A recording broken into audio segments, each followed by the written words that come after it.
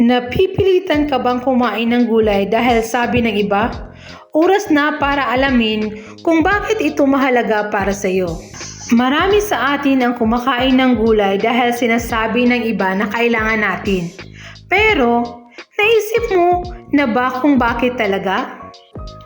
Minsan, parang napipilitan tayong sundin ang sinasabi ng iba.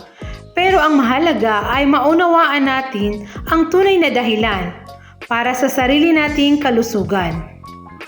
Ang pagkain ng gulay ay hindi dahil sa gusto nilang makita kang sumusunod. Ito ay tungkol sa pagpapahalaga sa sarili. Paggawa ng desisyong makakabuti sa iyo, hindi lang para matuwa ang iba.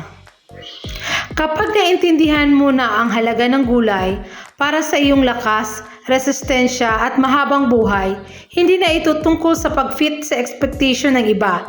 Ito ay para sa iyo. Kumain ng gulay dahil mahal mo ang sarili mo. Hindi dahil gusto ng iba, kundi dahil gusto mo ng malusog, masaya at maayos na buhay.